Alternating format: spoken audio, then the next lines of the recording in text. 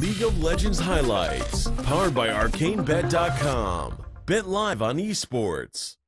All right, talk to me about the how this draft will play out. I see some obvious strengths in that Morgana Draven. Obviously, the Ornn TP and engages can work now. The Poppy on the other side unlock the lead. Of course, there's some of the patch notes on 8.14.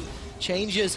Oh, look at this, Hunt Summer. Oh. What are you doing? Goes in, manages to for the kill. Hunt Summer, that was beautiful. That was insane out of Hunt Summer.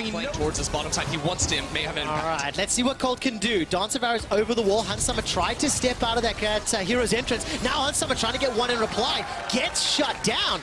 Cold with an answer to Hunt Summer's Draven. It's fantastic gang timing. Opportunity in the bottom lane, but a Dark Binding connects. Hunt Summer forward. Already got a kill on the board. Hunt Summer's not done yet. Turns his attention to Neon. Blade Call is pulled backwards and Mickey's rooted. Of information here for Misfits to work with, but Dragon should go to UOL. Here's my concern though. Right now, Unicorns of Love are actually making him play topside. All right, take a look. Mickey's Black Shield did so much work. Paranoia comes down. Exile is blown up where he stands.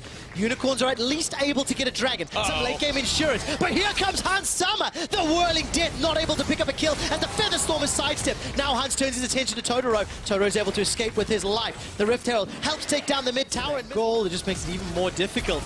Totoro looks for the flash engage, manages to find one. Command Protector's board sometime. Shockwave catches two. Paranoia blocks all the vision. Senkax escapes with his life, but Lamb's Respite buys some time. Here comes Hunt Summer. Throws down the Blood Rush and the Whirling Death. Exile gets tagged once and twice. A Spinning Axe and the help from Misfits. It's a 2 for 2 thus far. Totoro and White Knight are split up and running for their lives. Unicorns will be happy to get a couple of little damage. The Unicorns should know something's going on. Misfits would not willingly give over the bot lane tower. And the strength of Paranoia, the vision denial, UOL simply cannot do a thing.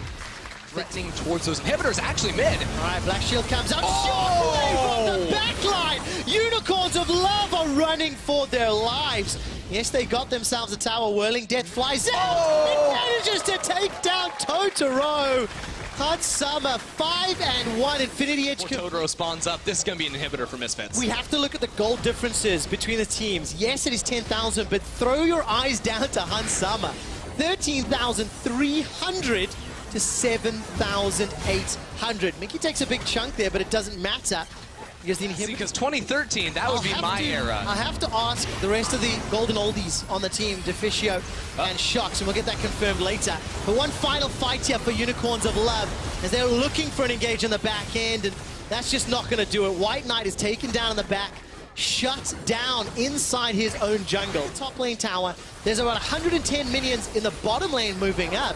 And for Misfits, this could just be the final push. Yeah, just have Hunt Summer tank the turret. It's no big deal. Misfits are still going strong inside of the base. They can go down into that bottom lane and pick up that massive minion. Another game down. Their score at the end of this will be 3-8. Hunt Summer does take a Paddle Star, and you can see the damage is good.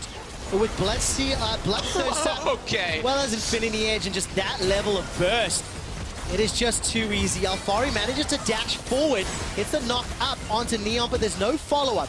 Third inhibitor, now the focus. Dark Binding connects onto White Knight, and while there's some shots being thrown out, White Knight dashes forward, looking for the knockback onto Senkax. I think he tagged a minion, in fact. Hard in the early game, going in deep, but now we're seeing another flank here for White Knight. Oh man, Lamb's Respite just to buy some time for Cold. It's not available for the follow-up. They got him! Comes down. Hunt Summer is out, but the Paranoia and the follow-up damage from Misfits is massive. Shockwave is still available. Pull the trigger, Senkax. Not going to find the opportunity. White Knight takes him down. The caster curse is real. Unicorns of Love finally turn a team fight in their favor, and as I praise them, Misfits turn it back around. Mickey, Maxlaw, and Alfari aren't done yet. Unspeakable Horror will not complete its channel onto White Knight, and with super minions, 2, 4, 6, 8 of them in the base, Unicorns of Love have simply too much to defend. Nexus turret number 1 goes down to the Winions. Nexus turret number 2 taken out by the Winions, and Misfits, with the help of an army, are looking to finish the game.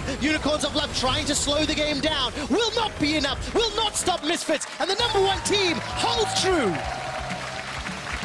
Man, we were wondering what Misfits we were going to see after the loss against Fnatic, but that was week 1 Misfits all the way. Week 1 Hunt Summer and Mickey X dumpstering down in the bottom lane, and proven once again they're the best bot lane, the best team in the ULCS. Beyond a shadow of a doubt. Now, of course, taking out the number 9 team, 8-9 team, in a style like that, I think is expected. I think if you are the #1 team and you're playing against the bottom teams, then you need to have a dominant showing. You need to have clear skill difference. And